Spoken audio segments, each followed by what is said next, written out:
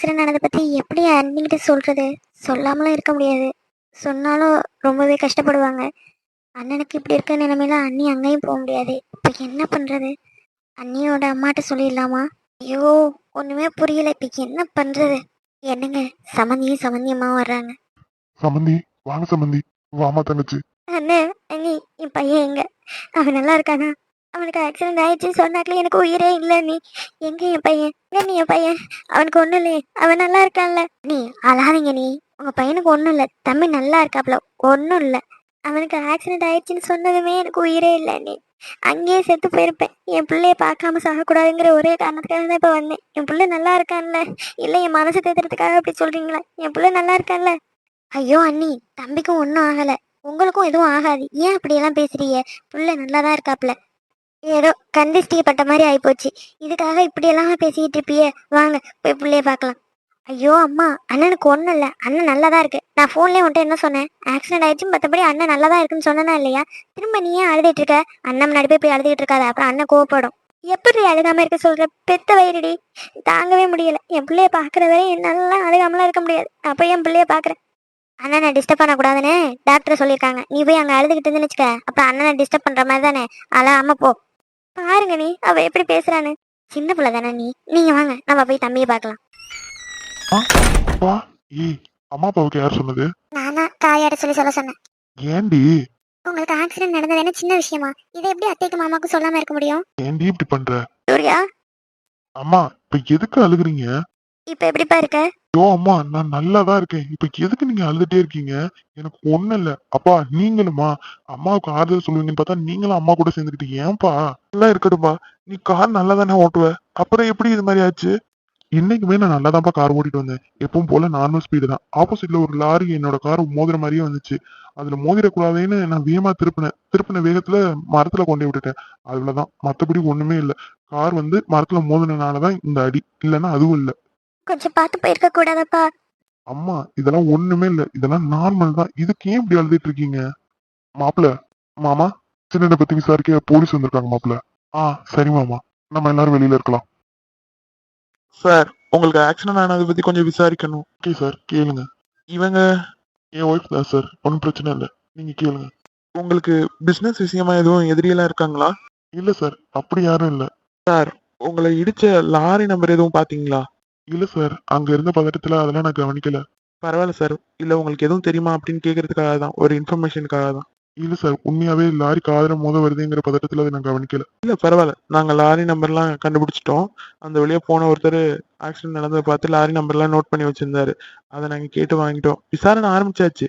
கூடிய சீக்கிரத்துல இது ஆக்சிடென்டா இல்ல கொலை முயற்சியான்னு நாங்க கண்டுபிடிச்சிருவோம். உங்க நம்பரை நாங்க உங்க அப்பாட்ட வாங்கியிருக்கோம். உங்களுக்கு நாங்க கால் பண்ணி எதா இருந்தாலும் இன்ஃபார்ம் பண்றோம். Thank you sir. நானும் உங்கள்கிட்ட சொல்லலாம்னு தான் நினைச்சேன். எனக்கும் கொஞ்சம் டவுட்லாம் இருந்துச்சு. அதான் உங்கள்கிட்ட விசாரிக்க சொல்லலாம்னு நினைச்சேன். நீங்களே வந்துட்டீங்க. ஒன்றும் கவலைப்படாதீங்க சார், அதெல்லாம் எந்த ஒரு பிரச்சனையும் இல்லை. நாங்கள் கண்டுபிடிச்சிடுறோம். நீங்க நல்லா ரெஸ்ட் எடுங்க. ஓகே சார், ரொம்ப தேங்க்ஸ். இதுக்கெல்லாம் ஏன் சார் தேங்க்ஸ் சொல்றீங்க? இதெல்லாம் எங்களோட கடமை தான். சரி சார், நான் கிளம்புறேன். சரி சார். ஏண்டி, என்னாச்சு? எதுக்கு என்ன அப்படி பாக்குற? இல்ல, பிசினஸ்ல உங்களுக்கு யாரும் எதிரி இல்லைன்னு சொன்னீங்க. அதுக்கப்புறம் எனக்கு கொஞ்சம் டவுட்டா தான் இருக்கு. நீங்க விசாரணை பண்ணுங்க அப்படிங்கிறீங்க. நீங்க யார் மேல சந்தேகப்படுறீங்க? இது சந்தேகம்னு சொல்ல முடியாது, ஒரு டவுட் தான். அதுக்காக தான் விசாரிக்க சொன்னேன். அதை தாங்க நானும் கேட்குறேன். உங்களுக்கு யார் மேலேயும் சந்தேகம் இருந்தால் நீங்கள் டேரெக்டாகவே சொல்லியிருக்கலாங்களே, அவங்கள விசாரிச்சிருப்பாங்கல்ல. இல்ல இல்ல, அப்படியெல்லாம் பண்ண முடியாது. அப்படி விசாரிச்சு அவங்க இல்லைன்னு தெரிய வந்துச்சுன்னு வச்சுக்குவேன், அப்புறம் அவங்களுக்கும் கஷ்டம், நமக்கும் கஷ்டம். அதனாலதான் போலீஸே விசாரிக்கட்டும்னு விட்டுட்டேன். இப்போ இது ஆக்சிடென்ட் இல்லை, உண்மையுமே உங்களை யாரோ கொலை பண்ணுறதுக்காக தான் முயற்சி பண்ணியிருப்பாங்களா? ஏய் சி, அப்படிலாம் ஒண்ணு இல்லடி. எனக்கு கொஞ்சம் டவுட்டா இருந்துச்சு. நான் எப்பவுமே கொஞ்சம் கோவப்படுறா இல்ல, அதனால என் மேல யாரும் கோவப்பட்டு இது மாதிரி பண்ணிருப்பாங்களோன்னு நான் நினைச்சேன். மத்தபடி இல்ல. இருந்தாலும் லாரி ஃபோர்ஸ் பார்த்தா நம்ம கார் வேணும்னு வந்த மாதிரி தான் ஃபீல் ஆச்சு.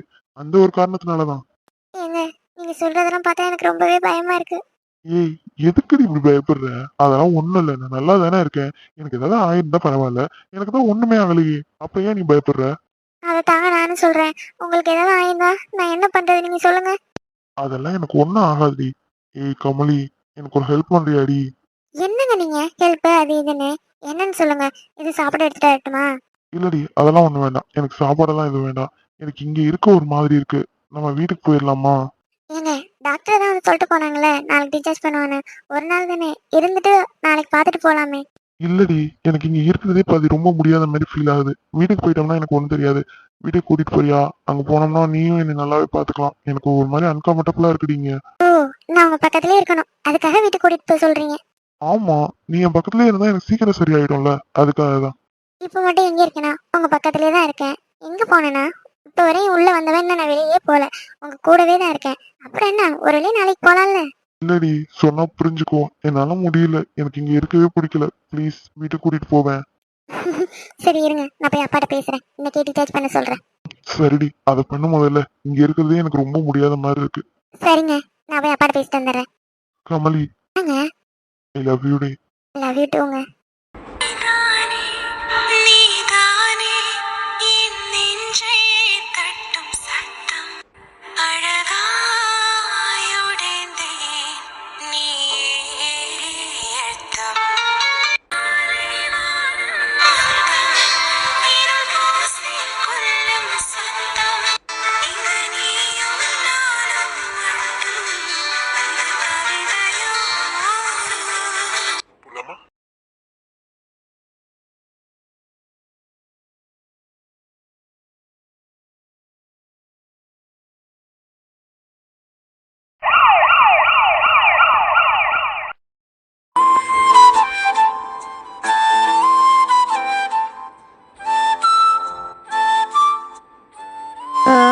அப்பா, அம்மா எங்கண்ணே? அம்மாவுக்கு ஒண்ணு இல்லடா, அம்மாவுக்கு ட்ரீட்மெண்ட் போயிட்டு இருக்கு. எனக்கு அம்மாவை பார்க்கணும்னு, நான் இப்பவே அம்மாவை பார்க்கணும். அம்மாவுக்கு ஒண்ணு இல்லடா, அம்மா சீக்கிரமே வந்துருவாங்க.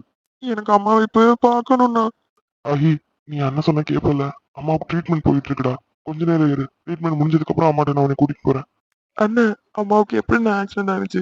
காலையில அம்மாவை பத்திரமா தானே நான் கோயில்ல கொண்டாந்து விட்டு, கோயில்ல விட்டுட்டு ஆபீஸ் வந்து ஒரு மணி நேரம் கூட ஆகலையே. அதுக்குள்ளே ஆக்சிடென்ட் கால் பண்றான் ரவி. எனக்கு ஒண்ணுமே புரியலண்ணே. எப்படின்னே ஆச்சு அம்மாவுக்கு? அதெல்லாம் பத்தி எதுவும் யோசிக்காத ஆகி. அம்மாவுக்கு இப்ப ட்ரீட்மெண்ட் போயிட்டு இருக்கு. நல்லபடியா ட்ரீட்மெண்ட் முடிஞ்சு அம்மா திரும்பி வரணும், அதை மட்டும் நான் அதெல்லாம் யோசிக்காத. எனக்கு ரொம்பவே பயமா இருக்குன்னு. பயப்படாதடா, அதெல்லாம் அம்மாவுக்கு எதுவும் ஆகாது. அம்மா பாரு எவ்வளவு சீக்கிரம் திரும்பி வருவாங்கன்னு.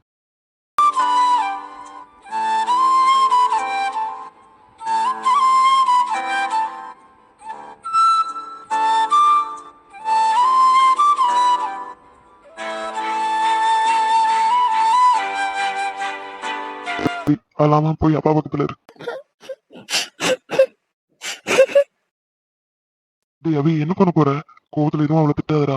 பாவம், அத்தைக்கு அப்படி ஆனதுனால அவ ரொம்பவே பயந்து போயிருக்கா. இல்லடா, நான் அவளை எதுவும் திட்டல. ரவினா. ஆ, மாமா. ஆமா, அம்மாவுக்கு எப்படி இது நடந்துச்சு? நானும் அத்தையும் கோயிலுக்கு போயிட்டு வெளியில வந்தோம். ஐயர் மாமா எங்களை கோயில்ல டிராப் பண்ணிட்டு போயிட்டாங்க.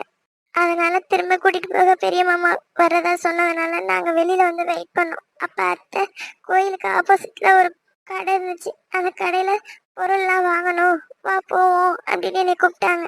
பார்க்க ரொம்ப சின்ன கடையா இருந்துச்சு. அதனால அந்த கடையில அவ்வளோப்பா எதுவும் இருக்காது அத்தை, நம்ம வேற கடையில வாங்கிக்கலாம், நம்ம இப்ப இந்த கடைக்கு போக வேண்டாம் அப்படின்னு அத்தைகிட்ட நான் சொன்னேன். அத்தை, எந்த கடையில வாங்கினா என்ன, நீ இங்கே இரு, நான் போய் வாங்கிட்டு வரேன் அப்படின்னு சொல்லிட்டு ரோட்டை கிராஸ் பண்ண போகும்போது சரி, என்னாச்சு? அத்தை ரோட்டை கிராஸ் பண்ண ஒரு கார் அவங்கள இடிச்சிருச்சு மாமா. கார் இடிச்சதும் பக்கத்துல இருந்த சோத்துல மோதி கீழே விழுந்துட்டாங்க. அத்தை தலையில ரொம்ப அடிபட்டு ரத்தம் வந்துருச்சு. அத்தை அங்கேயே அப்படியே மயங்கிட்டாங்க மாமா. எனக்கு என்ன பண்றதுனே தெரியல. அப்பதான் பெரிய மாமா வந்தாங்க. அத்தையை ஹாஸ்பிட்டலுக்கு கூட்டிட்டு வந்துட்டோம். சரி போ, அழுகாத. மாமா, எனக்கு ரொம்பவே பயமா இருக்கு மாமா. மாமா, அத்தைக்கு ஒன்றும் ஆகாதில்ல? அதெல்லாம் ஒண்ணும் ஆகாது, போ. இல்லடா, என்னதான் எல்லாரும் முன்னாடி தைரியமா இருக்க மாதிரி நடிச்சாலும் நானும் மனுஷன் தானே. எனக்கும் உணர்ச்சி எல்லாம் இருக்குல்ல. உள்ள படுத்து படுக்கையா இருக்கிறது என்னோட அம்மாடா.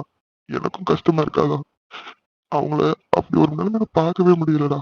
எப்ப பார்த்தாலும் வீட்டுல துருன்னு ஏதாவது ஒரு வேலை பார்த்துக்கிட்டு நம்மள்ட்ட பேசி செஞ்சுக்கிட்டு இருக்கவங்க இப்ப கண்ணு முழிக்க முடியாம படுத்த படுக்கையா இருக்காங்க. அவங்க அப்படி இருக்கிறத என்னாலயே பார்க்க முடியல. பாவண்டா அப்பா, எப்படி அதை தாங்கிக்கிட்டு இருக்காருன்னு தெரியல. ஆகி, பாவண்டா, என்னால முடியல. எல்லாரையும் நான் பாப்பேனா இல்ல நான் அழுகிறதா எனக்கு ஒண்ணுமே புரியல. அவி, என்னடா நீ நீ போய் அழுதுட்டு இருந்தா அப்புறம் மத்தவங்களுக்கு யாரு தைரியம் சொல்றது? அப்பா ரொம்பவே உடஞ்சு போய் உட்காந்துருக்காரு. அவருக்கு நீ தான் தைரியம் சொல்லணும். நீ என்னன்னா இப்படி அழுதுட்டு இருக்க குழந்தை மாதிரி? உண்மையை சொல்லணும்னா வெளியில தாண்டா அழுகாத மாதிரி கம்பீரமா எல்லாருக்கும் தைரியம் சொல்லிட்டு இருக்கேன். உள்ள உடஞ்சு போயிட்டேன்டா. நானே உடஞ்சு போயிருக்கையில நான் எப்படி எல்லாருக்கும் தைரியம் சொல்ல முடியும்? அப்பாவை என்னால அந்த நிலைமையில பார்க்கவே முடியலடா. அபி, உன் நிலைமை புரியுதுடா. அத்தைக்கு எதுவும் ஆகாது. நீ போய் அப்பாவுக்கு தைரியம் சொல்லு. அப்பா நீ சொன்னதான் கேட்பாரு. இல்லைன்னா ரொம்பவே மனசு உடைஞ்சு போயிடுவாரு. போடா.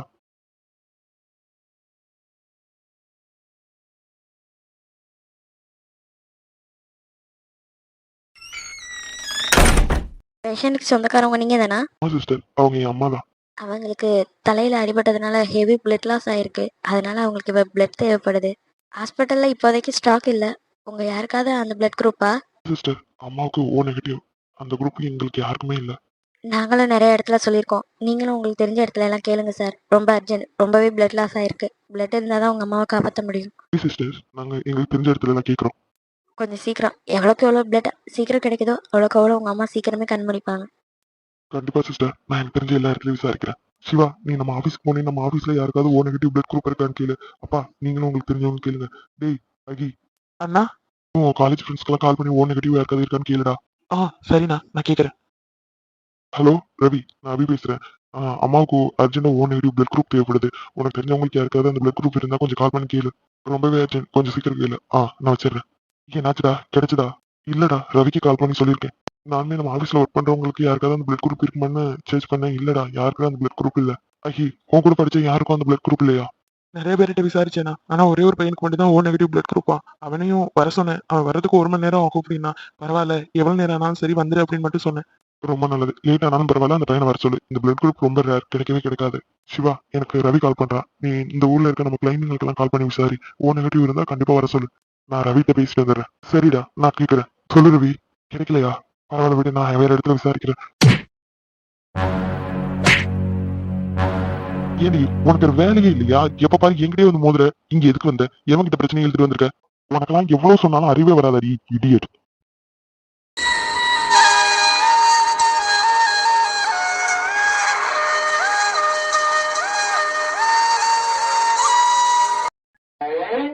ஏய் சாரு. வரேன் பவி. நல்ல வேளை என்ன அடிச்சதை இவ பார்க்கல. இவ மட்டும் பார்த்திருந்தா இவரை கிழிச்சு தோரணம் கட்டி தொங்க விட்டுருப்பா. ஏய், இங்க என்னடி பண்ற? அவசரமா பிளட் தேவைப்படுதுன்னு தானே கூப்பிட்டேன். நீ என்னன்னா இங்க வந்து நின்றுட்டு இருக்க? சரி, அது வந்து ஏய் லூசு, டைம் இல்லடி. ரொம்ப அர்ஜென்ட். பிளட் தேவைப்படுது. உள்ள வா. வாடி, வா போலாம். ரத்தம் கொடுக்க வந்திருக்காளா? யாருக்கு ரத்தம் கொடுக்க வந்திருக்கா? நம்ம அம்மாவுக்கா இருக்குமோ? என்னடா பண்ணி தொலைச்சிருக்க? அவளை அடிச்சதை பாத்துட்டியா? சரி விடு, ஏதோ டென்ஷன்ல. உனக்கு டென்ஷன்னா அவதான் அடிக்க கிடைச்சால. எப்ப பாரு அவளையே அடிக்கிற. அந்த பொண்ணை அடிக்கிறதுக்கு உனக்கு என்ன உரிமை இருக்கு அபி? போது சிவா, உன் அட்வைஸ் எல்லாம் அப்புறம் வச்சுக்க. அதான் கோவத்துல அடிச்சிட்டேன்னு சொல்றல. இப்ப கொஞ்ச நேரம் அமைதியா இருக்கியா? யாருக்கோ பிளட் கொடுக்க வந்திருக்காடா. யாருக்குன்னு தெரியல. நம்ம அம்மாவுக்கா இருக்குமோ? இருந்தா மட்டும் இப்ப நீ அடிச்ச அடியா அவள்கிட்ட இருந்து வாங்கிக்கிறியா? ஐயோ டே, அதை விடுடா. நான் தான் சொல்றேன்ல, கோவத்துல ஏதோ டென்ஷன்ல அடிச்சிட்டேன்னு. ஏண்டா, உனக்கு டென்ஷன் வந்தாலே சாருவை அடிக்கணும் தான் தோணுமா? எப்பயாச்சும் அவளை நீ அடிக்காம இருக்கிறியா? அவளை பாக்குற நேரம் பூரா அவளை அடிச்சுக்கிட்டே தான்டா இருக்கிற. பாவண்டா அவ. எனக்கு பார்த்தாக்கி முடியலைங்கிற கவலையை விட நீ அவளை அடிச்சது தான்டா கோவம் அதிகமா இருக்கு. சரி சரி, அப்புறம் திட்டிக்கலாம். வா பாட்டு போலாம். சாரி சாரு, அது ஏதோ டென்ஷன்ல அப்படி நடந்துக்கிட்டேன். சாரி. பரவாயில்ல, விடுங்க. அண்ணா, என்னாச்சு? அபி அம்மாவுக்கு ஆக்சிடென்ட் பாப்பா. இங்கதான் அட்மிட் பண்ணிருக்கோம். அவங்களுக்கு தான் நீ ரத்தம் கொடுக்க வந்திருக்க. அந்த டென்ஷன்ல தான் உன்னை அடிச்சிட்டான். சாரி பாப்பா. நான் அவனுக்காக உனக்கு மன்னிப்பு கேட்டுக்கிறேன். ஐயோ பரவாயில்லண்ணா, அதனால எந்த ஒரு பிரச்சனையும் இல்லை. ஏன் அவரும் மன்னிப்பு கேட்டு நீங்களும் மன்னிப்பு ஏன் இப்படி பண்றீங்க? ஒன்னும் ஆகாத அபியல், கவலைப்படாத. அம்மா நல்லபடியா திரும்பி வருவாங்க. அண்ணி, எனக்கு பயமா இருக்கு அண்ணி. ஒன்னும் ஆகாது. அம்மா நல்லபடியா வந்து உங்ககிட்ட சண்டை போடுவாங்க பாரு. நீ இப்படி அழுதா அவங்களுக்கு பிடிக்குமா? பிடிக்காது. அப்புறம் ஏன் அழுறீங்க? அழக்கூடாது, தைரியமா இருக்கணும். அம்மா நல்லபடியா திரும்பி வருவாங்க. அண்ணா, இப்ப எப்படி இருக்காங்க? இன்னும் எதுவும் சொல்லல பாப்பா. இவங்க இவங்க காலையில ஆண்டி கூட வந்தவங்க தானே? காலையில அந்த ஆண்டி கூட வந்தவங்க தானே? நீங்க என்ன பண்றீங்க இங்க? எங்க அத்தைக்கு தான் ஆக்சிடென்ட். காலையில பாத்தீங்கல்ல, அவங்கதான். ஓ, ஆண்டிக்கு தான் ஆக்சிடென்டா? ஆமா, கோயிலுக்கு போயிட்டு வரும்போதுதான்.